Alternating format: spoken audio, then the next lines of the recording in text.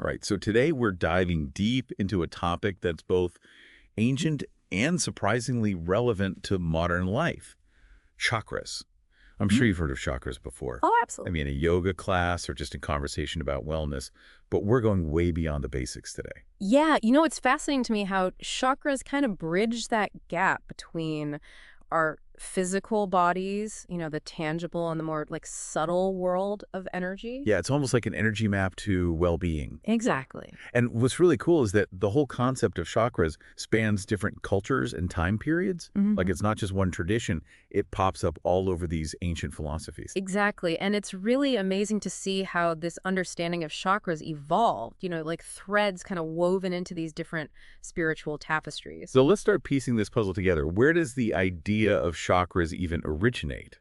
Well, one of the most prominent sources is ancient India, specifically the tradition of Hinduism. Think of ancient texts like the Vedas, where chakras are described as these spinning wheels or vortexes of energy, and they're very connected to the flow of prana, which is that vital life force energy. So it's not just some abstract concept. They're actually linking these energy centers to like the essence of life. Absolutely. And what's even more interesting is they actually connected these chakras to certain points along the spine, Okay. corresponding to major nerve bundles and organs in the body. It's almost like an energetic blueprint right on top of our physical form. Wow. So it's not just energy floating out there somewhere. It's like Yeah. directly linked to our physical being. Right. And that connection between energy and the physical body is a core principle in lots of traditional healing systems. So we've got Hinduism laying this foundation for understanding chakras.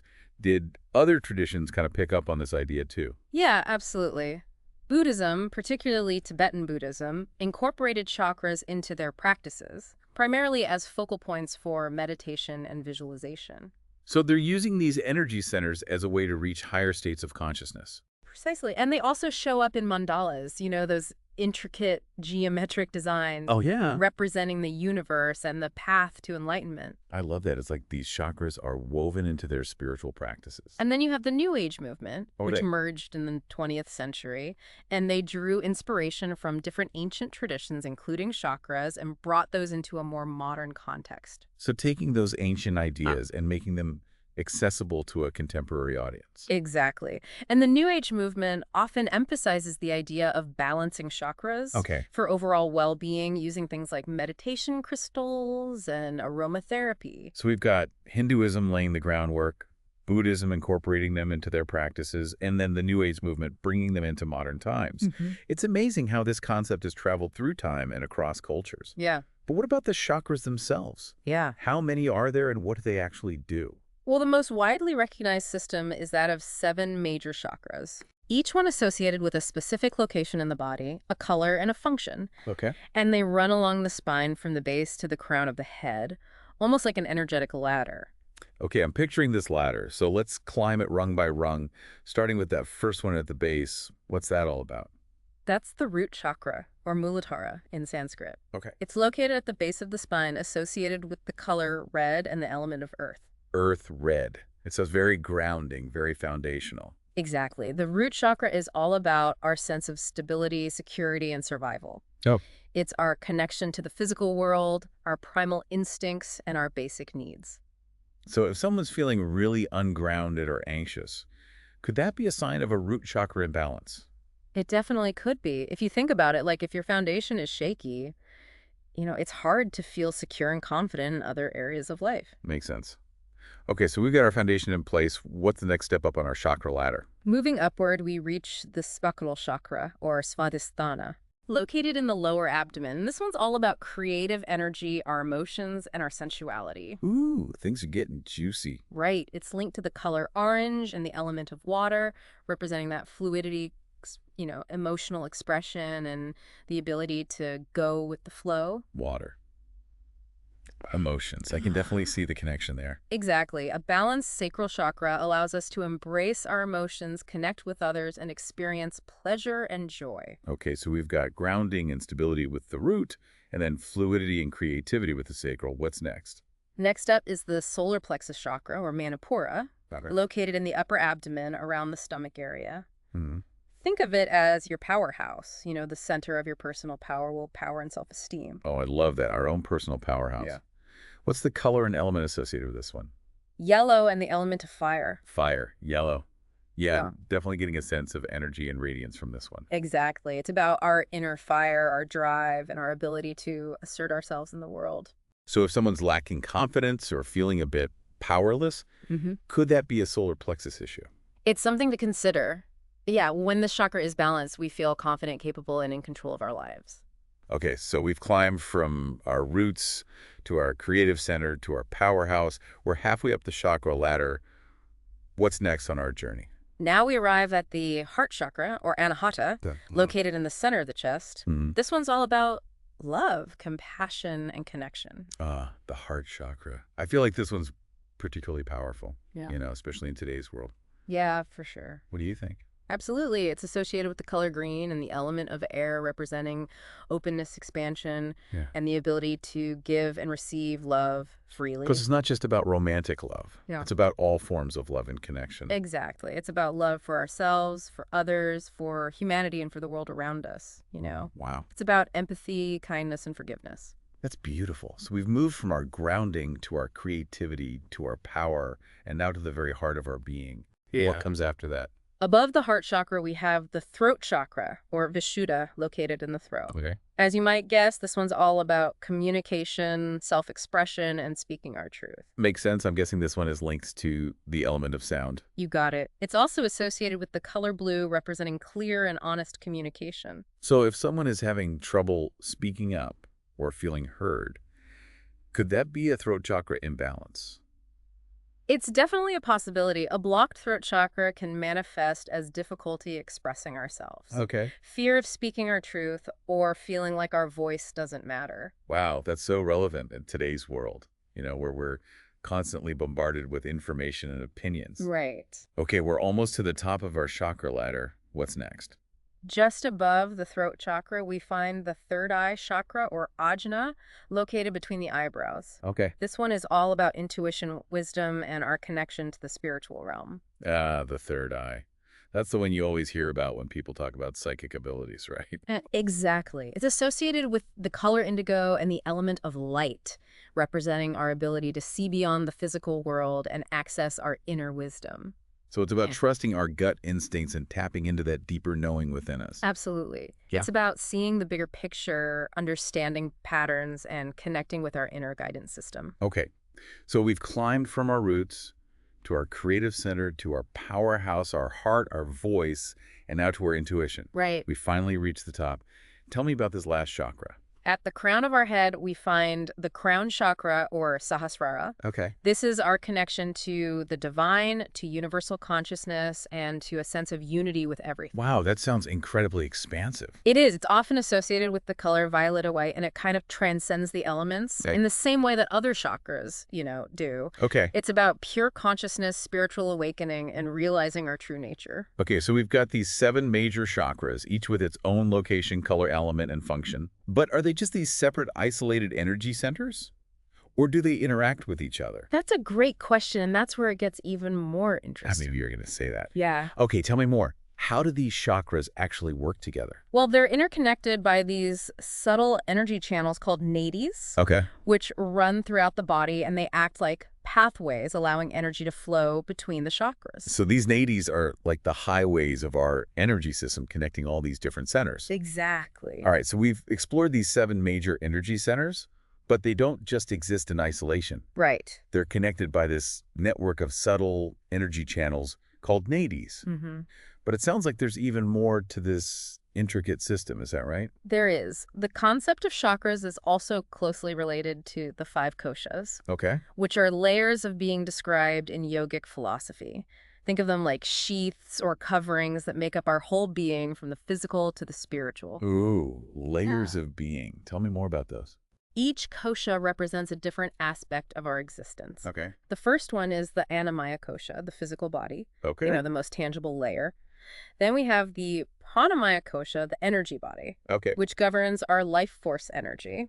So that's where prana comes in. Exactly. Next is the Manamaya Kosha, the mental body, which includes our thoughts, emotions, and perceptions. So our inner world of thoughts and feelings. Precisely. Then we have the Vijnanamaya Kosha, the wisdom body, Okay. which is about our intuition, discernment, and deeper understanding. So that connects to our third eye chakra. Right. And finally, we have the Anandamaya Kosha, the bliss body, Okay. the layer closest to pure consciousness. Wow. So it's like we're not just our physical body. We're these multi-layered beings, with energy, thoughts, wisdom, even bliss, all woven into our existence. And each chakra is connected to these different layers, influencing our experience on all those levels. That's exactly it. It's a holistic system that acknowledges the interconnectedness of our being from the physical to the spiritual. Okay. I am definitely getting a sense of how intricate and complex this system is. Yeah. So we've got these personal chakras within us, connected by nadis, and they're also linked to these layers of being called koshas. It's all coming together. It is. And what's even more fascinating is that some traditions believe this interconnectedness extends beyond our individual selves. Okay. They speak of earth chakras. What? Earth chakras? Yeah, energy centers located at specific points on the planet. Okay, my mind is officially blown. Okay. So we've got these personal chakras within us, connected by these energy channels called nadis, and then we have earth chakras out in the world. Exactly. And this understanding of chakras as part of a larger energetic system, both within us and beyond us, is what makes it such a powerful concept. This is also fascinating. But with a system this complex, how do we even begin to understand it in a practical way? Right. What does this all mean for us in our everyday lives? That's the big question, and that's what we'll delve into next, exploring the practical side of chakras. We'll look at how they might be influencing us in ways we may not even realize, and what we can do to harmonize this incredible energy system for greater well-being. I can't wait. Yeah. We'll be back after a short break. So we've explored this intricate map of energy centers, within us. Yeah. But what does it all mean, like in a practical sense? Right. How can we actually work with these chakras to bring, more balance and well-being into our lives? That's what I'm curious about. Well, it's one thing to understand the concept, but I'm all about practical application. Right. What can we do to tap into this energy system and make it work for us? Well, there are so many techniques and practices out there, each with its own unique approach. Some are ancient traditions, others are more modern interpretations, but they all aim to, harmonize and balance the flow of energy within the chakra system. Give me some examples. What are some of the most, common or effective techniques? Meditation is a powerful one. It's about quieting the mind, turning inward, and bringing awareness to each chakra. Some people visualize the color of the chakra. Others focus on its spinning energy. I've tried chakra meditations before, and I do feel a shift in my energy afterward. Yeah. It's like you're tuning into those subtle vibrations. Exactly. You can also use affirmations or mantras during meditation to kind of enhance the effect. For example, for the root chakra, you might repeat something like, I am grounded and secure, to reinforce those qualities. So you're using words and intention to kind of direct the energy. Yeah. What about yoga? Yeah. I know there are specific poses that target each chakra. Absolutely. Yoga is amazing for balancing chakras because it combines physical movement with breath work and focused awareness. Yeah. And certain poses can either stimulate or soothe specific energy centers. Like how a forward fold can feel really grounding? Yes. Is that working with the root chakra? Exactly. Forward folds can help to ground and stabilize that root chakra, while back bends can open up the heart chakra and promote feelings of love and compassion. Okay, so yoga gets the energy flowing through movement and breath. I've also heard about crystals being used for chakra healing. Is there something to that? Yes, crystals.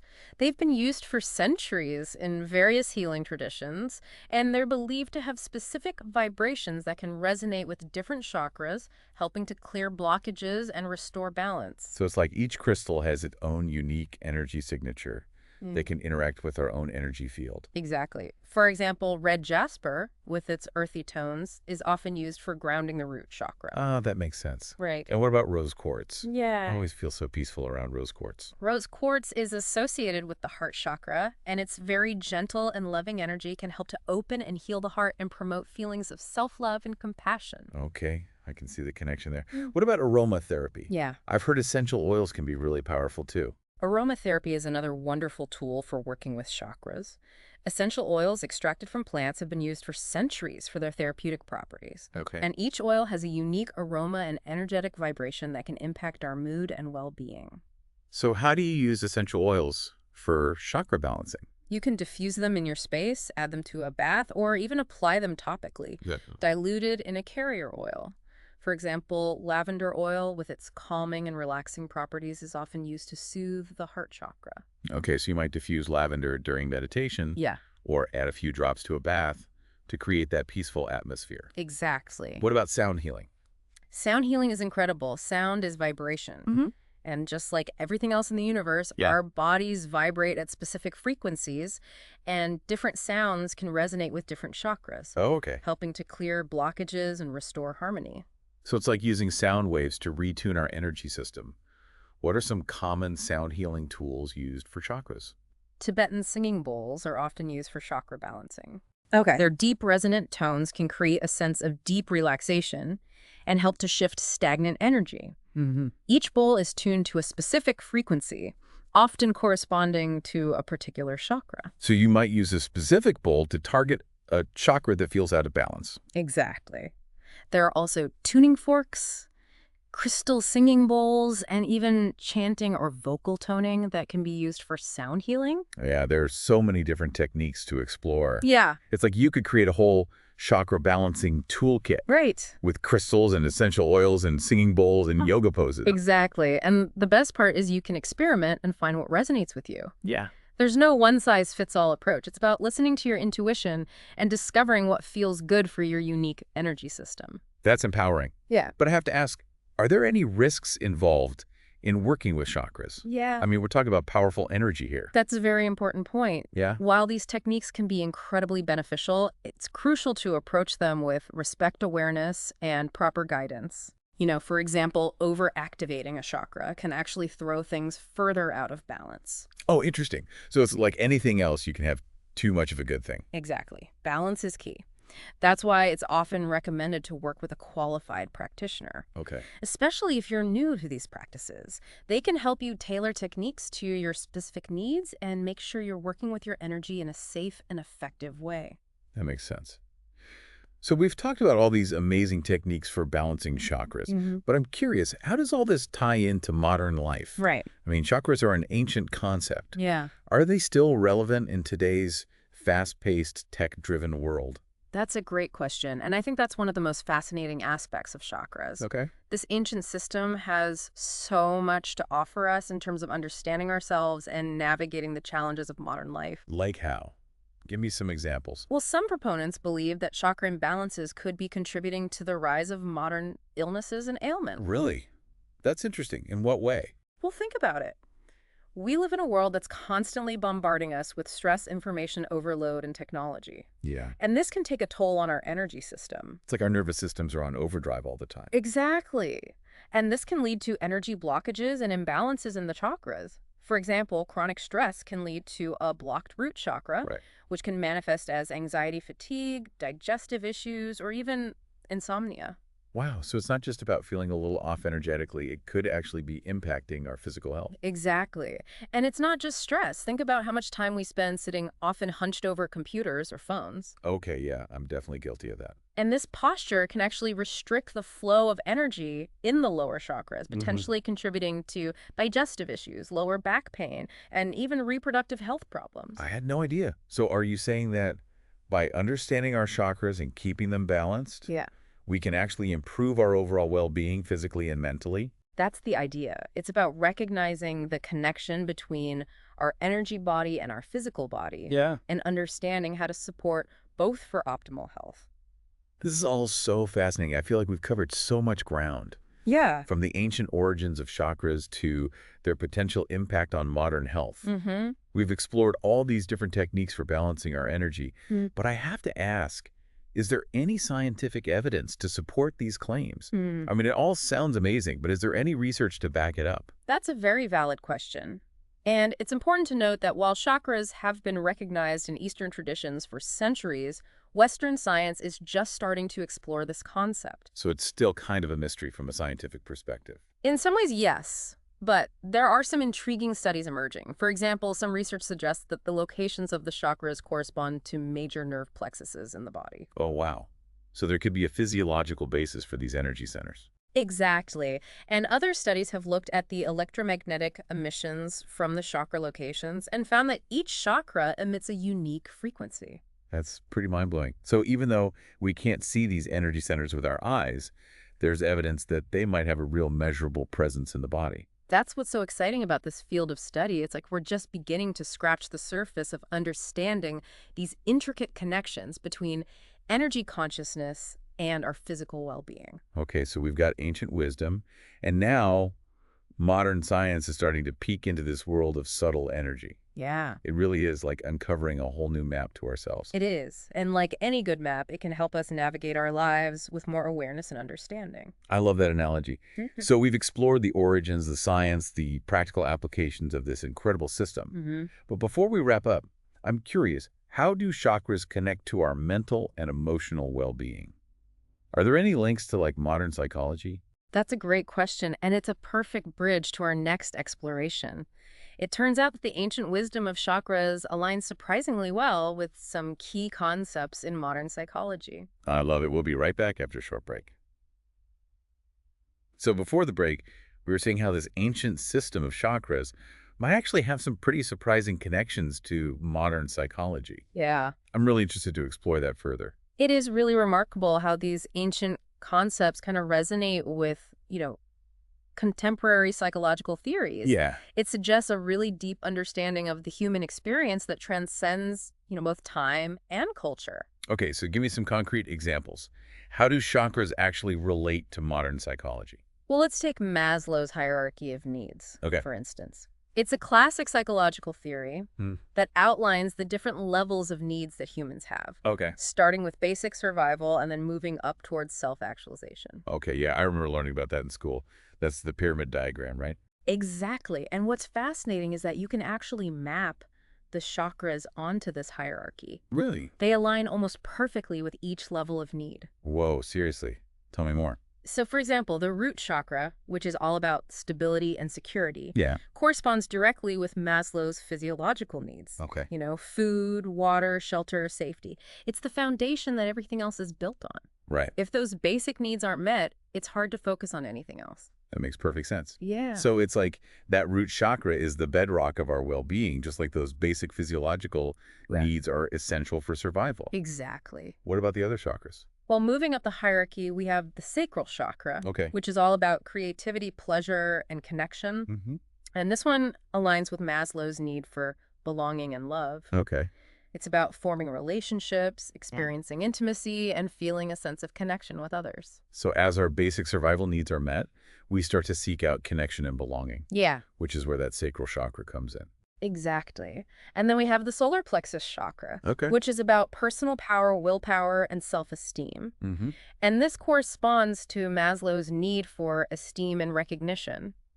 It's about feeling confident in ourselves, achieving our goals, and gaining recognition for our accomplishments. So it's like each chakra represents a stage in our, personal growth and development, Yeah, mirroring those essential human needs. precisely. And it's not just Maslow's theory. Okay. Erikson's stages of psychosocial development, another key concept in psychology, also shows some parallels with the chakra system. Wow, so it's like this ancient system is speaking to some universal truths about the human experience Right. that are still relevant today. Exactly. What's fascinating is that these psychological theories were developed independently of the chakra system, yet they seem to converge on those similar themes. Yeah.